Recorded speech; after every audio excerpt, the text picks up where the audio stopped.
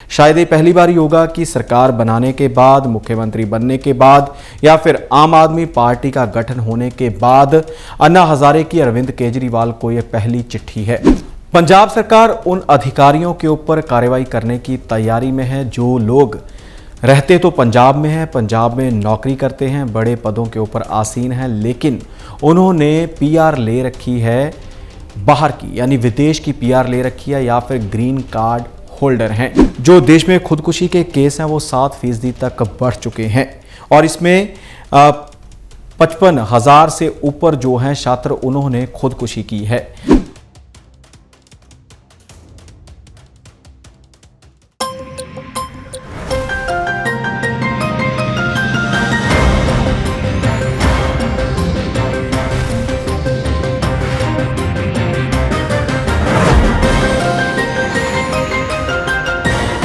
नमस्कार, D5 channel Hindi का खास कार्यक्रम खुलासा न्यूज़ का देख रहे देश विदेश के दर्शकों का मैं धर्मेंद्र संधू स्वागत करता हूं।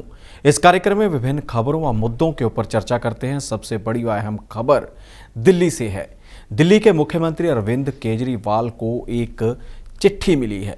चिट्ठी किसने लिखी है? अन्ना हजारे ने, जिन्होंने साथ दिया था आंदोलन में। अरविंद केजरीवाल का एक आंदोलन चला था जिसमें कई जो थे पूर्व अधिकारी थे, कई लोग थे, समाजसेवी थे, जिन्होंने एक आंदोलन किया था। भ्रष्टाचार के खिलाफ लोकायुक्त व लोकपाल लाने की मांग रखी गई थी और इसी के चलते इसी आंदोलन से ही आम आदमी पार्टी निकली थी और आम आदमी पार्टी ने सरकार बनाई, दिल्ली में सरकार बनाई, पंजाब में सरकार बनाई। लेकिन अब शराब नीति को लेकर विपक्षी लगातार आम आदमी पार्टी को घेरते हुए नजर आ रहे हैं। दिल्ली में जो शराब नीति लागू की गई है उसके बारे में विपक्षियों का कहना है कि ये सही नहीं है। तो इसी के मद्देनज़र अन्ना हजारे ने पहली बार, शायद ये पहली बार ही होगा कि सरकार बनाने के बाद, मुख्यमंत्री बनने के बाद या फिर आम आदमी पार्टी का गठन होने के बाद अन्ना हजारे की अरविंद केजरीवाल को यह पहली चिट्ठी है। इसमें उन्होंने लिखा है कि आपने जिस प्रकार से एक पुस्तक लिखी थी स्वराज पुस्तक में आपने काफ़ी शोध किया था, जिसमें आपने शराब को लेकर काफ़ी कुछ किया था, लेकिन उसके उल्ट आपकी शराब नीति है जिसके चलते आपके ऊपर भी आरोप लग रहे हैं। और जो एक राजनीतिक पार्टी एक आंदोलन से निकली हो उस पार्टी को ऐसी बातें शोभा नहीं देती। आपको बता दें कि लगातार आम आदमी पार्टी सरकार के ऊपर सवाल खड़े हो रहे हैं और इसी का जवाब दिल्ली के मुख्यमंत्री अरविंद केजरीवाल ने भी दिया है। उनका कहना है कि बीजेपी, भाजपा के ऊपर उन्होंने आरोप लगाए हैं कि भाजपा मुझे टारगेट करने के लिए अन्ना हजारे को आगे कर रही है। जिस प्रकार उन्होंने कहा है कि जिस प्रकार पंजाब विधानसभा इलेक्शन के दौरान कुमार विश्वास को आगे किया गया था, मेरे ऊपर आरोप लगवाए गए थे, इसी के चलते अब अन्ना हजारे को आगे किया जा रहा है। आपको बता दें कि शराब नीति को लेकर सियासत तेज हो चुकी है। इसी के चलते मनीष सिसोदिया के सहित कई अन्य लोगों के ऊपर सीबीआई की जांच हुई है, ईडी की रेड हुई है, जिसके चलते काफ़ी रिकॉर्ड खंगाला गया है। और अब देखना होगा कि आने वाले समय में भाजपा दिल्ली के मुख्यमंत्री अरविंद केजरीवाल को क्या जवाब देती है। जिस प्रकार से उन्होंने सीधे आरोप लगाए हैं कि मेरे खिलाफ जो प्रयोग हो रहा है वह अन्ना हजारे का किया जा रहा है, अन्ना हजारे का कंधा है लेकिन बंदूक किसी और की है। आपको बता दें कि अन्ना हजारे व अरविंद केजरीवाल का काफ़ी गहरा नाता था। आंदोलन हुआ दिल्ली में, बहुत बड़ा आंदोलन था जिसमें समाज सेवियों ने हिस्सा लिया और कई लोग ऐसे थे जो भ्रष्टाचार मुक्त भारत चाहते थे, उन्होंने इस आंदोलन में हिस्सा लिया था। इसी के बाद ही आम आदमी पार्टी बाहर आई थी, यानी कि आम आदमी पार्टी का गठन हुआ था जिसमें आम आदमी पार्टी के मुख्य कन्वीनर बने थे अरविंद केजरीवाल और कई लोगों को शामिल किया गया था। कई लोग इससे बाहर हो चुके हैं, लेकिन भगवंत सिंह मान पंजाब के मुख्यमंत्री बने हैं। भगवंत सिंह मान ने भी काफ़ी लंबे समय तक आम आदमी पार्टी का साथ दिया है और पंजाब की काफ़ी लीडरशिप थी जो आम आदमी पार्टी ज्वाइन कर चुकी थी, लेकिन आम आदमी पार्टी का अब हिस्सा नहीं है। और अब जो चर्चा में है चिट्ठी है अन्ना हजारे की। अन्ना हजारे की 2 पेजों की चिट्ठी ने काफ़ी हलचल पैदा कर दी है, जिसमें उन्होंने दिल्ली के मुख्यमंत्री अरविंद केजरीवाल के ऊपर काफ़ी जो सवाल खड़े किए हैं, उनकी नीतियों के ऊपर सवाल खड़े किए हैं। अब देखना होगा कि इसका आगे जाकर क्या असर होता है। पंजाब सरकार उन अधिकारियों के ऊपर कार्रवाई करने की तैयारी में है जो लोग रहते तो पंजाब में हैं, पंजाब में नौकरी करते हैं, बड़े पदों के ऊपर आसीन हैं, लेकिन उन्होंने पीआर ले रखी है बाहर की, यानी विदेश की पीआर ले रखी है या फिर ग्रीन कार्ड होल्डर हैं। आपको बता दें कि इससे पहले विजिलेंस ने भी जांच शुरू की थी। विजिलेंस ने 2015 में एक रिपोर्ट भी पंजाब सरकार को सौंपी थी, जिसमें उन्होंने कहा था कि 130 गजटेड व नॉन गजटेड अधिकारी पीआर ले चुके हैं। इसी के चलते उनके ऊपर कार्रवाई नहीं हुई और अब पंजाब सरकार कार्रवाई के मूड में है। पंजाब सरकार के माध्यम से एक पत्र भी जारी हो चुका है, जिस पत्र में कहा गया है कि जो लोग विदेश में रहते हैं उनके ऊपर कार्रवाई की जाए। ये लोग बिना छुट्टी के, बिना बताए विदेश चले जाते हैं और वापस आ जाते हैं। वहाँ पर इनके पास पीआर है, तनख्वाह ये पंजाब सरकार से लेते हैं, पंजाब सरकार का खाते हैं, लेकिन विदेश में भी इन्होंने पीआर ले रखी है। वहाँ पर जाकर रिटर्न्स भी भरते हैं, अपने बिजनेस भी वहाँ पर सेटल कर चुके हैं। आपको बता दें कि एक हफ्ते के अंदर अंदर रिपोर्ट मांगी गई है। सरकार ने विभिन्न विभागों को ये पत्र दिया है। पत्र देने के बाद कहा है कि जो लोग भी आपके इस डिपार्टमेंट में, किसी भी डिपार्टमेंट में काम करते हैं लेकिन विदेश की उनके पास पीआर है, तो उनकी रिपोर्ट एक हफ्ते में दी जाए, जिनके ऊपर कार्रवाई की जाएगी। और अब सीधे रूप से उन अधिकारियों के ऊपर, कर्मचारियों के ऊपर तलवार लटक गई है जो भारत में नौकरी करते हैं, पंजाब में नौकरी करते हैं, लेकिन विदेश की पीआर भी ले चुके हैं। हिमाचल प्रदेश में मानसून ने काफ़ी नुकसान किया है। मानसून के चलते काफ़ी जगह पर बारिश हुई, बारिश के बाद लैंडस्लाइड्स हुए, उसके बाद पुल तक बह गए और लोगों की जान भी चली गई। और अगर संपत्ति की बात की जाए तो अब तक जो निजी व जो सरकारी संपत्ति होती है उसका 20 करोड़ रुपए के करीब नुकसान हो चुका है। अभी मानसून की बरसात कुछ दिन और भी जारी रहेगी और जो अंतरिम रिपोर्ट है वो सरकार ने केंद्र को सौंप दी है, जिसमें आंकड़े सामने आए हैं कि 1981.86 करोड़ का नुकसान हो चुका है। और इसके बाद इन आंकड़ों में वृद्धि भी हो सकती है, क्योंकि अभी भी मानसून की बरसात हो सकती है। 3 दिन के लिए कहा गया है कि मौसम साफ रहेगा, लेकिन 3 सितंबर के बाद फिर से मानसून एक्टिव हो जाएगा, जिसके चलते येलो अलर्ट जारी कर दिया गया है। इस टीम ने 4 ज़िलों में मुख्य रूप से जाकर जांच की, जिसमें चंबा, मंडी, कुल्लू व कांगड़ा है और इनमें काफ़ी नुकसान हुआ है।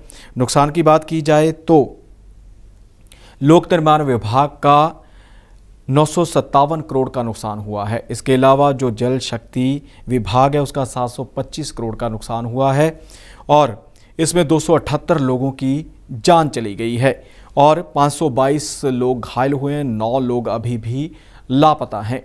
और जो माली नुकसान है उसकी बात की जाए तो उसमें 169 मकान पूरी तरह से तबाह हुए हैं और जो आंशिक रूप से प्रभावित हुए हैं उनकी भी हज़ारों में संख्या है मकानों की। इसके अलावा 887 पशुशालाएं तबाह हुई हैं और 587 पशु भी मारे गए हैं और 72 दुकानों को नुकसान पहुंचा है जो पूरी तरह से तबाह हो चुकी हैं।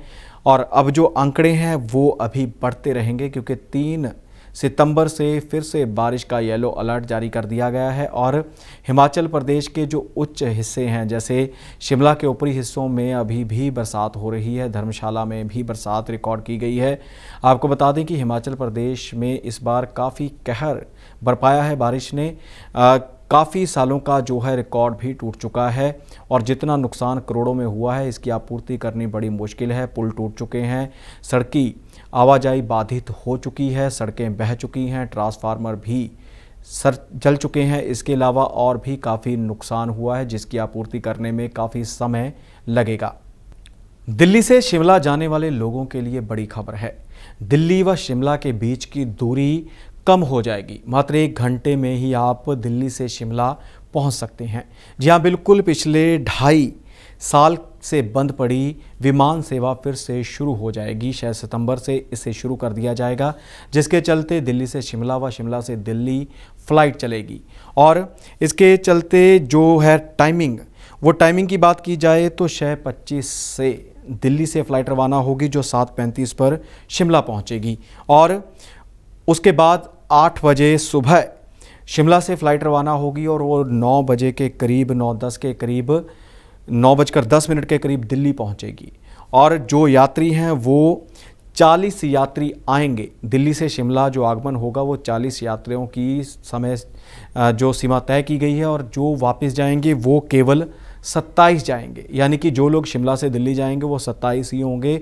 कारण है कि ऊंचे क्षेत्र में यह हवाई अड्डा है जो शिमला में बना हुआ है, और वहां पर हवा का दबाव काफ़ी होता है, जिसके चलते उड़ान भरने में मुश्किल होती है। तो इसी के चलते वहां पर जो सीमा निर्धारित की गई है वो सिर्फ 27 यात्री ही निर्धारित किए गए हैं। और दिल्ली में मौसम सामान्य रहता है, लैंडिंग में कोई प्रॉब्लम शिमला में आकर नहीं आती। इसके चलते 40 लोग दिल्ली से शिमला आ सकेंगे और 27 लोग ही शिमला से दिल्ली जा सकेंगे। आपको बता दें कि शिमला का जो हवाई अड्डा है वो काफ़ी ऊंचाई पर पड़ता है, जिसका नाम है जुब्बड़हट्टी। जुब्बड़हट्टी काफ़ी ऊंचाई पर पड़ता है, यहाँ पर बारिश भी लगातार होती रहती है। और किराए की बात की जाए तो किराया 2480 रुपये प्रति यात्री के हिसाब से वसूला जाएगा। और साथ ही जो कंपनी जो एयरलाइंस शिमला से दिल्ली फ़्लाइट चला रही है, उन्होंने कहा है कि आने वाले समय में शिमला से धर्मशाला, शिमला से कुल्लू तक भी फ़्लाइट्स चलाई जाएंगी ताकि लोगों को सहूलियत मिल सके। इसको कुछ सप्ताह के दिनों में चलाने के ऊपर विचार हो रहा है। अब देखना होगा कि लोगों को कब राहत मिलती है, क्योंकि जो पहाड़ी क्षेत्र का सफ़र होता है वो काफ़ी समय का होता है। जिस प्रकार से हम जो मैदानी इलाका है उसमें अगर 30 किलोमीटर जाना है तो हम आधे पौने घंटे में पहुंच सकते हैं, लेकिन आधा किलोमीटर हिमाचल प्रदेश का पहाड़ी क्षेत्र का 1.5-2 घंटे में आधा किलोमीटर जो है 30 किलोमीटर तक का जो सफ़र है वो तय करना पड़ता है। और अगर एयरलाइंस की ये फ़्लाइट शुरू होती हैं तो लोगों को, हिमाचल के लोगों को जो व्यवसाय करते हैं, कारोबारी हैं, उनको काफ़ी राहत मिल सकती है। एक ऐसी रिपोर्ट सामने आई है जिसने सबको चौंका दिया है। आप भी इस रिपोर्ट को सुनने के बाद चौंक जाएंगे। ये रिपोर्ट है एनसीआरबी की, जिसमें खुदकुशी करने वालों के आंकड़े आए हैं जो काफ़ी चौंकाने वाले हैं कि देश में कितने लोग खुदकुशी करते हैं। और अब तक की जो रिपोर्ट है उसके मुताबिक 2021 में 1,64,033 लोगों ने खुदकुशी की, यानी कि जान दे दी। और जो देश में खुदकुशी के केस हैं वो 7% तक बढ़ चुके हैं, और इसमें 55,000 से ऊपर जो हैं छात्र, उन्होंने खुदकुशी की है। और कुल मिलाकर रिपोर्ट की माने तो इसमें सबसे ज़्यादा 22,207 आत्महत्याएं सिर्फ महाराष्ट्र में ही दर्ज की गई हैं। और इसके अलावा दूसरे नंबर पर, तीसरे नंबर पर बात की जाए तो इसमें तमिलनाडु और मध्य प्रदेश का नंबर आता है महाराष्ट्र के बाद। और यह खुलासा हुआ है राष्ट्रीय अपराध रिकॉर्ड ब्यूरो यानी कि एनसीआरबी की रिपोर्ट के माध्यम से। रिपोर्ट में बताया गया है कि आत्महत्या करने वालों में महिलाओं की संख्या सबसे अधिक है। और महिलाओं की बात की जाए तो इसमें 23,178 गृहिणियां हैं जो घर का काम करती हैं, घर पर ही रहती हैं, उन्होंने आत्महत्या की है। इसके अलावा 5693 छात्र हैं, डेली मजदूरी करने वाली महिलाएं हैं जो उनका नंबर है 4246, यानी 4,246 महिलाओं का नंबर आता है जिन्होंने डेली मजदूरी करती हैं और आत्महत्या की है। साल 2020 में आत्महत्या के कुल 1,53,052 मामले दर्ज किए गए थे, और इस तरह 2021 में ये मामले 7% तक बढ़ चुके हैं। और आत्महत्या की दर में 7% जो है बढ़ोतरी हुई है, और 6.2% की वृद्धि भी हुई है। और अगर बात की जाए हादसों की तो हादसों में 17,002 पहिया चालकों की मृत्यु हुई है। जो लोग स्कूटी चलाते हैं, मोटरसाइकिल चलाते हैं, इसलिए तो सरकार हेलमेट के ऊपर जोर देती है कि हेलमेट पहनकर ही निकलें, ट्रिपलिंग ना करें। 2 लोगों के लिए 2 पहिया वाहन बना है तो उसके ऊपर 2 लोग ही बैठें और हेलमेट ज़रूर लगा कर रखें। तो इसी के चलते 2021 में जो सड़क हादसे हुए उनमें 69,240 2 पहिया चालकों की मौत हुई है। और यह सड़क हादसों में हुई मौतों का 44% से भी ऊपर बनता है। आंकड़े काफ़ी चौंकाने वाले हैं। और इसी के चलते कार हादसों में 23,531 लोगों की मौत हुई है जो 15% बनता है। और इसके अलावा ट्रक या लॉरी में हुए हादसों में 14,622 लोगों की जान चली गई है जो 10% के करीब बनता है। इसलिए जब भी सड़क पर निकलें तो सही सलामत घर लौटने के लिए नियमों का पालन करें और पूरी तरह से सतर्क रहकर वाहन चलाएं। कई बार हम खुद सतर्क होते हैं, लेकिन जो आजू बाजू से आने वाले लोग, सामने से आने वाले लोग किसी कारण आप में टकरा जाते हैं, उनसे भी बचकर रहें। और जो आत्महत्याएं इतनी बढ़ रही हैं देश में, उसके लिए भी जो युवा हैं वो डिप्रेशन का शिकार हैं। इसके अलावा बढ़ रही बेरोजगारी, महंगाई की मार भी इसका कारण बनती हुई नज़र आ रही है। डिप्रेशन सबसे बड़ा कारण है, इसलिए कोई भी ऐसा कदम उठाने से पहले अपने परिवार के बारे में सोचें, कोई हल निकालने की कोशिश करें, उसके बाद ऐसा कदम उठाएं। नहीं तो ऐसा कदम उठाने की ज़रूरत ही नहीं है। किसी से बात की जा सकती है, किसी की सलाह ली जा सकती है, क्योंकि एक बार ही जीवन मिलता है। इसमें जीवन में आए हैं तो कुछ करके जाएं, अपने परिवार के साथ रहें, लेकिन जल्दबाजी में ऐसा कदम कभी ना उठाएं। यूएई में एशिया कप चल रहा है, जिसमें भारतीय टीम ने शानदार प्रदर्शन किया था, पाकिस्तान को हराया था और अगले मुकाबले में पहुंच चुकी है भारतीय टीम। लेकिन आज जो मुकाबला होने वाला है 7:30 बजे शाम को, वो होगा हांगकांग के साथ। हांगकांग की टीम जो पहली ऐसी टीम है जिसमें ऐसे खिलाड़ी हैं जो विद्यार्थी भी हैं, छात्र भी हैं, इसके अलावा क्रिकेटर्स तो हैं और साथ ही ड्राइवर भी हैं, कोई ना कोई और भी काम करते हैं। और लॉकडाउन लगा था तो उसमें टीम ने कोई भी प्रैक्टिस नहीं की थी। वो भारतीय टीम के सामने आज मुकाबले में मैदान में उतरेगी। और आपको बता दें कि जो आज का मुकाबला काफ़ी रोमांचक रहने वाला है। भारतीय टीम काफ़ी क्रिकेट खेलने के बाद इस टूर्नामेंट का हिस्सा बनी है, लेकिन हांगकांग की टीम के साथ ऐसा नहीं हुआ है। टीम ने 800 दिन तक तो प्रैक्टिस ही नहीं की, यानी कि 800 दिन तक तो क्रिकेट खेला ही नहीं। और उसके बाद उन्होंने थोड़ी बहुत प्रैक्टिस की है, वो भी उनके कोच हैं हांगकांग के जो ट्रेंट जॉनस्टन, जो आयरलैंड के कप्तान भी रह चुके हैं। और उन्होंने बताया कि जिस प्रकार से टीम को अभ्यास करवाया गया वो जूम ऐप के ज़रिए करवाया गया, क्योंकि लॉकडाउन था, सारा कुछ बंद था। और हांगकांग में इतनी जगह भी नहीं होती कि जहां पर प्रैक्टिस की जा सके। वहां की बात की जाए तो वहां पर 3 खेल के मैदान हैं हांगकांग में, जिसमें 2 प्राइवेट हैं, 1 सरकारी है। पार्किंग की समस्या भी आती है और समय की समस्या भी आती है, लेकिन फिर भी ये टीम आज भारतीय टीम के सामने कैसा प्रदर्शन करती है वो देखना होगा। और आपको बता दें कि जो अपार्टमेंट्स होते हैं उनमें ये ट्रेनिंग सेशन चलाए गए थे, लेकिन उनमें भी पार्किंग वगैरह की सुविधा नहीं होती। अपार्टमेंट्स काफ़ी छोटे होते हैं, लेकिन फिर भी जो टीम है वो काफ़ी फॉर्म में नज़र आ रही है। और लॉकडाउन के दौरान खेलने पर पाबंदी थी, इसके चलते 800 दिन तक तो कुछ भी कर ही नहीं पाए, लेकिन सीधी उनकी एंट्री हुई एशिया कप में। एशिया कप में बड़ी टीमें, दिग्गज जो खिलाड़ी हैं वो हिस्सा ले रहे हैं, तो उनके सामने जो टीम है वो हांगकांग की है। और हांगकांग की बात की जाए तो इसमें कुछ प्रोफेशनल क्रिकेटर्स भी हैं और कुछ डिलीवरी करने वाले भी हैं, ऑटो चालक भी हैं और कई तरह के विद्यार्थी भी हैं, यूनिवर्सिटीज़ में पढ़ते हैं, जो आज भारतीय टीम के सामने चुनौती पेश कर सकते हैं या फिर उनके सामने भारतीय टीम चुनौती पेश कर सकती है। अब देखना होगा कि इन दोनों टीम्स में कौन जीतता है। एक और बड़ी दिग्गज टीम भारतीय टीम, दूसरी ओर हांगकांग की टीम, जिन्होंने 800 दिन तक तो क्रिकेट का नामो निशान भी नहीं देखा, क्रिकेट खेला भी नहीं। खुलासा न्यूज़ का में फिलहाल इतना ही। मुझे यानी धर्मेंद्र संधू को दे इजाज़त। धन्यवाद।